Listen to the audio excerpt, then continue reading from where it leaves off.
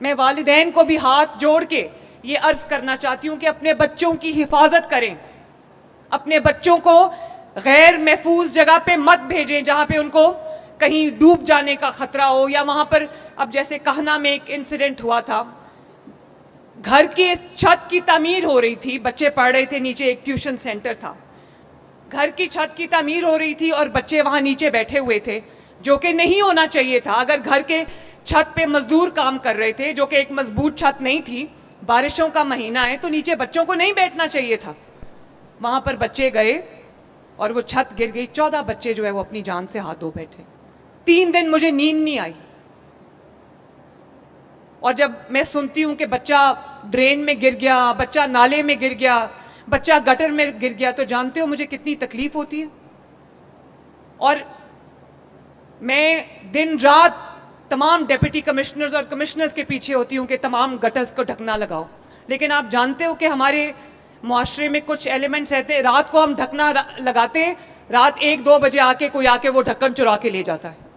اگلے دن وہ پھر کھلا ایک مین ہول بن جاتا ہے۔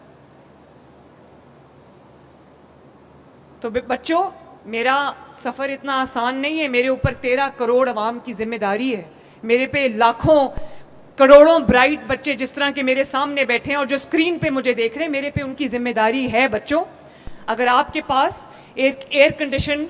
سواری کے لیے وسائل نہیں ہیں اور آپ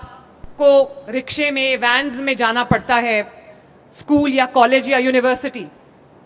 تو آپ کی سڑک پہ، آپ کی دہلیز پہ انشاءاللہ تعالیٰ گرین بس آئے گی، ایئر کنڈیشن بس آئے گی آپ کو لینے کے لیے۔ میں والدین کو بھی ہاتھ جوڑ کے یہ عرض کرنا چاہتی ہوں کہ اپنے بچوں کی حفاظت کریں، اپنے بچوں کو غیر محفوظ جگہ پہ مت بھیجیں جہاں پہ ان کو کہیں ڈوب جانے کا خطرہ ہو، یا وہاں پر اب جیسے کہنا میں ایک انسیڈنٹ ہوا تھا، گھر کی چھت کی تعمیر ہو رہی تھی، بچے پڑھ رہے تھے، نیچے ایک ٹیوشن سینٹر تھا، گھر کی چھت کی تعمیر ہو رہی تھی اور بچے وہاں نیچے بیٹھے ہوئے تھے، جو کہ نہیں ہونا چاہیے تھا۔ اگر گھر کے چھت پہ مزدور کام کر رہے تھے، جو کہ ایک مضبوط چھت نہیں تھی، بارشوں کا مہینہ ہے، تو نیچے بچوں کو نہیں بیٹھنا چاہیے تھا۔ وہاں پر بچے گئے اور وہ چھت گر گئی، 14 بچے جو ہے وہ اپنی جان سے ہاتھ دھو بیٹھے۔ 3 دن مجھے نیند نہیں آئی، اور جب میں سنتی ہوں کہ بچہ ڈرین میں گر گیا، بچہ نالے میں گر گیا، بچہ گٹر میں گر گیا، تو جانتے ہو مجھے کتنی تکلیف ہوتی ہے۔ اور میں دن رات تمام ڈیپٹی کمشنرز اور کمشنرز کے پیچھے ہوتی ہوں کہ تمام گٹرز کو ڈھکنا لگاؤ، لیکن آپ جانتے ہو کہ ہمارے معاشرے میں کچھ ایلیمنٹس رہتے ہیں، رات کو ہم ڈھکنا لگاتے ہیں، رات 1-2 بجے کوئی آ کے وہ ڈھکن چرا کے لے جاتا ہے، اگلے دن وہ پھر کھلا ایک مین ہول بن جاتا ہے۔ تو بچوں، میرا سفر اتنا آسان نہیں ہے، میرے اوپر 13 کروڑ عوام کی ذمہ داری ہے، میرے پہ لاکھوں